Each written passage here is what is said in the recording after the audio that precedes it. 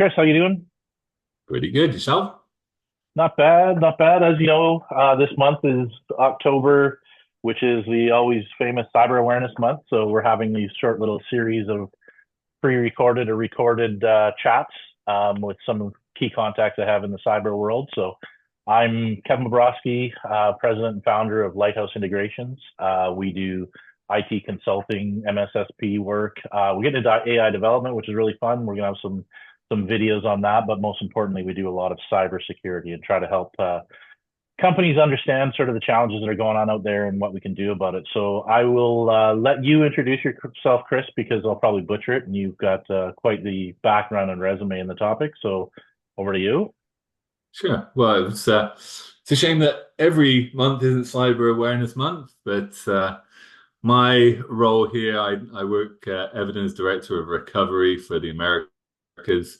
So essentially, that means that I get to jump into cases that of usually ransomware, where everything is encrypted and help the companies get their infrastructure back up and running.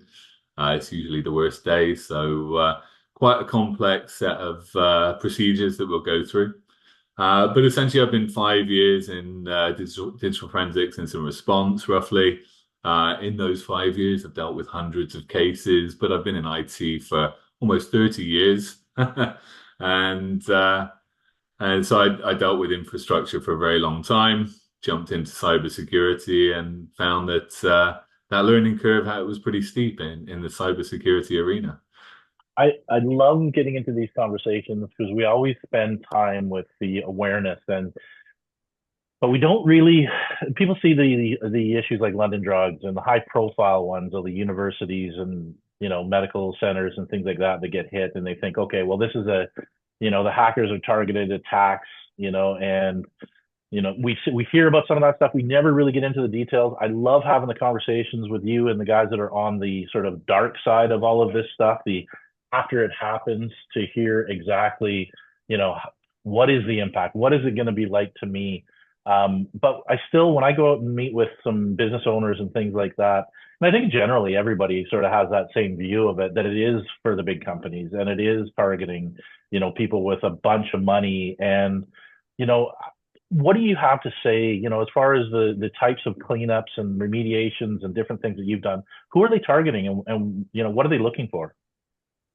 So, and that's a great point. I mean, we all hear about the colonial pipelines and the other examples that you gave, and that's just not true. I mean, at the end of the day, everybody is vulnerable, and it's not a targeted attack per se. In some cases, these groups, yes, they are going after big game, but on the whole, you'll find that what happens is there's botnets out there, and for example, throughout Asia, there is a particular brand of router that's quite commonplace that has a vulnerability. They establish a hold on those routers and they get them to create this massive botnet that's just out there testing vulnerabilities across the internet, wherever that may be. And once those vulnerabilities are found, that will be put up for sale on the dark web by an access broker. And the variety in not just the verticals, but the size of companies that come to us that have been affected it is vast. So I've worked cases, 50, 100,000 users around the world, but I've also worked small cases where it's just 10 users, maybe a single server. And I've got examples there of, for example, the publishers, and obviously I can't go into too much detail, but it's a very small business. And they were there was about 10 people involved in the business. They had a server that was online and became vulnerable for whatever reason. And they were encrypted. And it affected their business and affected their livelihoods. And whatever they can make in terms of a ransom, in terms of trying to extort money from these companies, they will.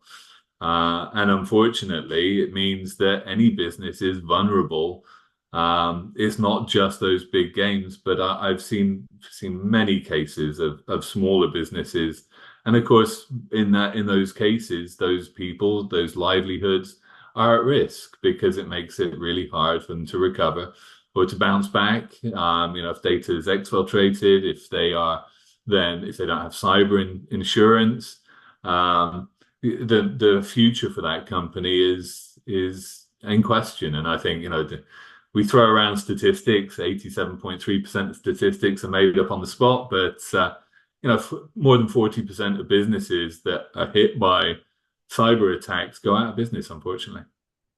Yeah, and so I always use sports analogies, right, wrong, or otherwise. That's the way I was growing up. But a lot of the things that we talk about are like, home runs win games, but the singles win championships, right? So it's about, with all the botnets and all the automation, if there's a vulnerability, they're going to find it, and then it's just a matter of time at that point. And I know that some of the things and the reasons why are, a lot of the smaller companies don't understand cyber, and they don't have don't make the investment they probably should, to be able to not be an easy target. And that's really what we're trying to do. So with that in mind, when you're looking, from your experience, and a lot of these things, a lot of the patterns sort of repeat themselves. What are like the top 3 tips that you can offer up the kind of small to medium business? Obviously, the larger companies probably have a fairly large IT team. They probably have their own strategy. Whether they're doing a good job or not is, a totally different story. But for those companies out there that are still kind of not sure about what cyber means and what to do, what kind of tips do you have for them to just get them thinking in the right direction? So, every business is different, but I would say that the majority of businesses that we see, they may have great IT teams. They may have really invested in some security. We have companies that have come to us that utilize CrowdStrike and the like, but their focus isn't necessarily in the right place. So, for example, at the moment, I've just been reviewing a disaster recovery plan where they've put together a really good plan around, fire, water damage in their data center, but they haven't considered a cyber attack. And I've had companies who have, active passive DR sites. Unfortunately, in that case, the threat actor has been in the environment for 7 months, really learned the environment, has been able to encrypt that DR site. So you can have everything in place. You can have CrowdStrike, is it being monitored correctly, all that good stuff, and they'll still get in, and it's down to how you react. So really, there are some things that I can point out that are beneficial to you, but really what you've got to look at are layers of defense, and that's what we always talk about. How many layers that you have, how many hoops people jump through, and there's a balancing act between security and functionality for your users. But things like multi-factor authentication, although it's a pain in the ass sometimes to grab your phone and put in those 6 digits, multi-factor authentication is a must these days, and I would certainly recommend utilizing the passcode, so where you've got to put in 6 digits rather than having it texted to you.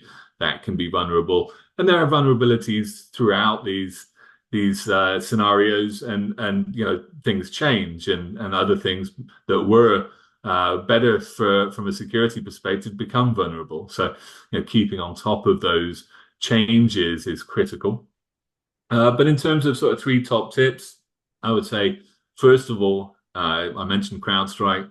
Having an endpoint detection and response system in your environment loaded onto all your endpoints is critical. And although it's your last line of defense, it is a really important one. And when we get involved with these cases, we offer a containment and monitoring service, and we leverage CrowdStrike for that. And we have it tuned very aggressively. And it's as we go through a recovery process, it has saved that recovery from being re-encrypted, from infection respreading, and being able to monitor that endpoint detection and response tool is critical. So what I'd say is we have had companies come to us that have CrowdStrike, but they haven't implemented it necessarily in the right way. They don't have it tuned as aggressively as they should. and they're not monitoring it. So when we get involved, we'll look and we can see where that vulnerability has come into the environment and how it was ignored at the end of the day. And so having an endpoint detection and response system is which is essentially antivirus on steroids. And I would say focus on EDR, not antivirus. But having that monitored, so using a managed security service provider is going to be the best way forward, because monitoring that 24/7, 365 is expensive in itself. If you want to set up your own security operations center, it's not really viable for a lot of companies. So leveraging that managed service to do that is probably your best bang for buck. Yeah, and I guess on that topic, it gives you the EDR because it's on every device that you have. It gives you that full visibility should anything happen. Because at the end of the day, it is that we talk about getting through people and whatnot. So how they get in, there's different attack vectors, but at the end of the day, they have to exploit the devices that are out there to be able to move around and do things. And then they're the same devices that we use to do our work every day. So I'm sure CrowdStrike's going to give us a kickback for all the times you've mentioned it. And, what are some of the other? You mentioned three, so we got one. What are some of the other things Well, and topics that they should be looking into? that leads on to the second one, really, where 80% of cyber attacks are instigated through a phishing email. And that makes your endpoints vulnerable. So just the other day, I was having a conversation with a friend of mine. They were looking into cyber insurance. They were considering their SaaS applications where they hold their data. What they didn't consider was the vulnerability that their endpoints represent. And although all their systems were SaaS, essentially, they didn't take into account one of their users accessing those SaaS applications through their kid's computer. God knows what's downloaded. There's a key lock using multi-factor authentication, and suddenly that SaaS application is vulnerable.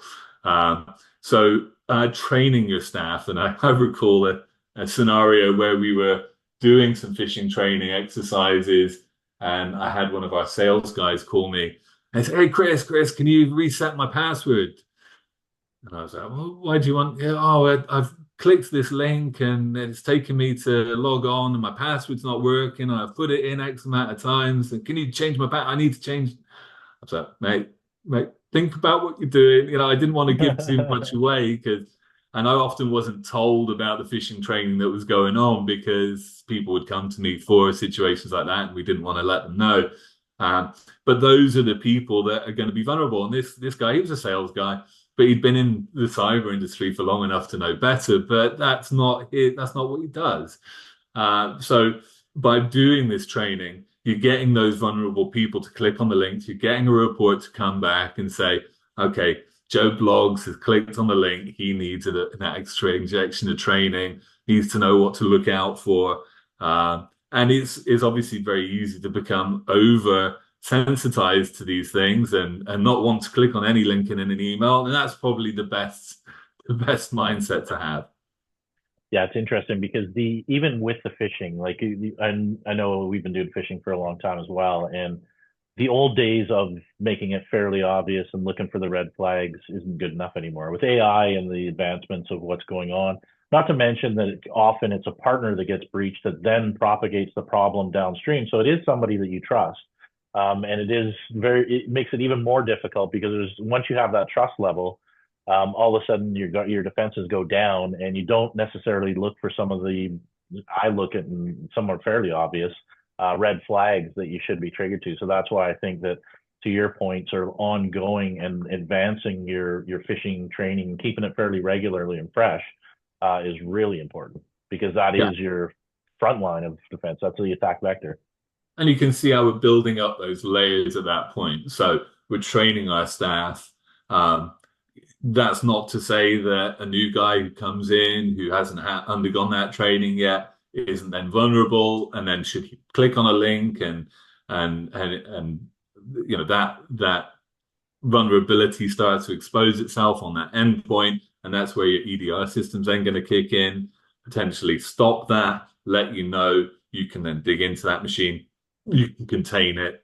So it's building up those layers that complement each other to protect your environment as a whole. Yeah, so I mean, and it's far more complicated than what we're making it out to be. But these are like the top tips, right? And this is fantastic conversation. Um, Inevitably, things happen, right? Like, I mean, you'd mentioned about people have CrowdStrike. Sometimes you don't have it tuned properly. You don't have the right people looking at it. There's a number of different reasons why things will get through. What do you do? Like, what are some of the what's your last line of defense to help kind of get back in business? Because if you get hit with ransomware, that's tough. So that's really my third tip. More often than not, we'll come into these cases and these environments, and the threat actor, and very 90+% of the time, will find that they've compromised their backups. So the backups are all good and well. They're sat there, they're encrypted. Um, they may be pushing them out to tape, but the system that catalogs those tapes and manages those tapes is encrypted. So you've got a bunch of tapes there, but no way of knowing which one to put in the slot to recover your Exchange server. So making sure your backups are protected. So review the access to those backup systems, making it as hard to traverse as possible. So you've got to bear in mind when a threat actor gets into an environment, they're traversing through the environment. They're building up to like domain admin privileges to be able to access everything within an environment.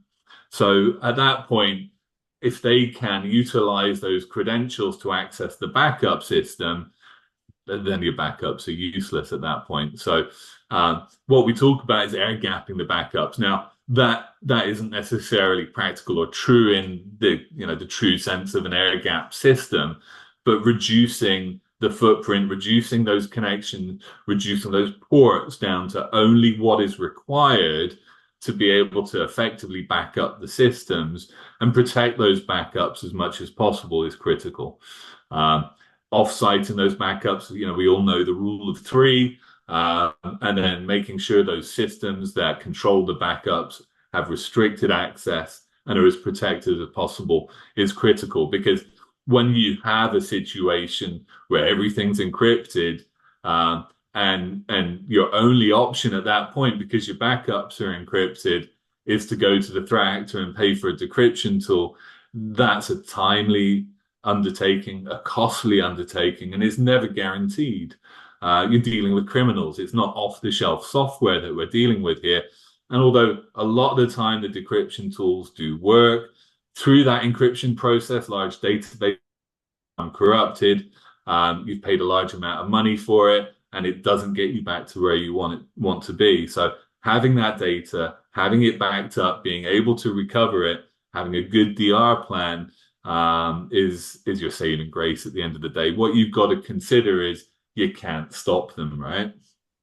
Yeah. So on that, what is kind of, we're running short on time here. What is the last sort of parting note when it comes to sort of thinking about your cyber program?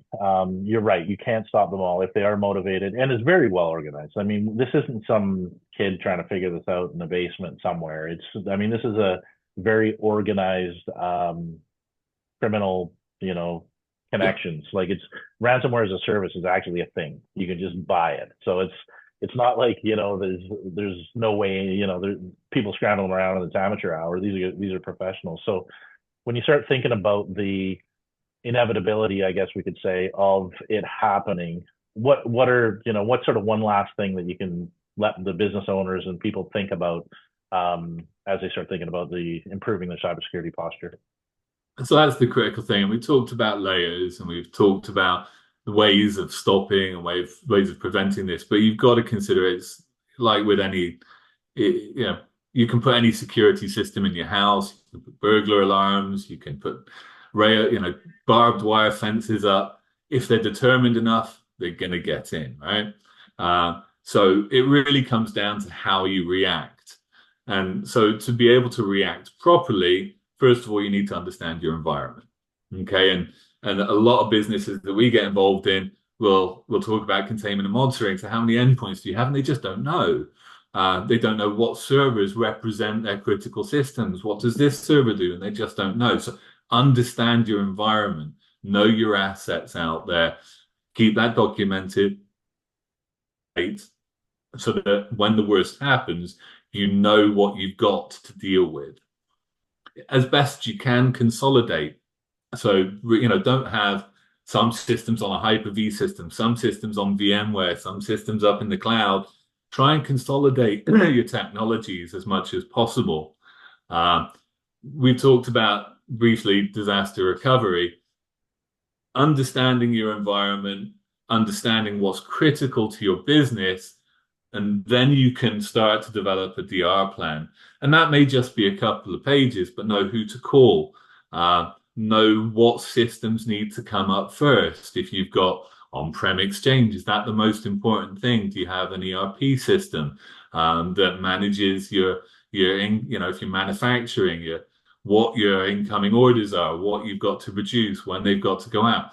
If those are your most important systems, make sure that you know what you need to recover those systems, who to call to help, maybe include breach counsel, so legal assistance in that call list.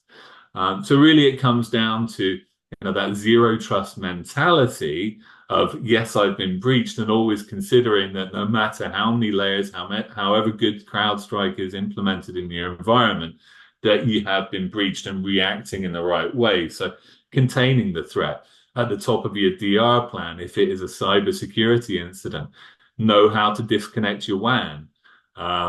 Disconnect all your systems from the internet.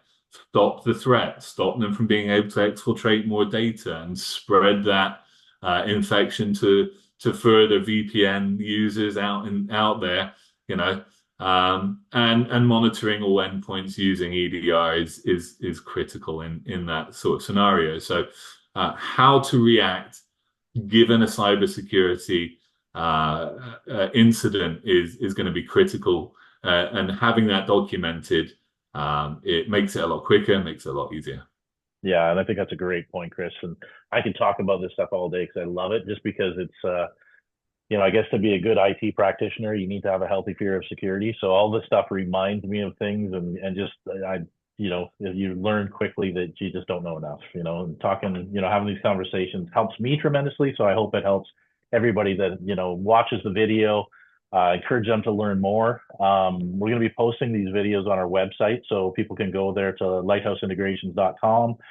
We are going to. I love these, so we're going to do more of these videos and just sort of maybe break it down into smaller chunks, because we covered everything from the very basics and what to do right down to your reaction and response plan, and there's so much in between. And I guess the point is, if I can leave a parting message from me, and then I'll let you do a parting message, is everybody's a target. Don't stick your head in the sand and think it's not going to happen to you. You might as well get out in front of it and start thinking about it. If you're not doing anything today, call Chris, call Kevin, do whatever you need to do to start educating yourself into what has to happen, because, if you're not having these conversations, it will inevitably happen. So any parting comments, Chris, before we end the meeting? No, I'd agree with that. I think the consideration that it's not just your business that's vulnerable as well, but the data in that you store.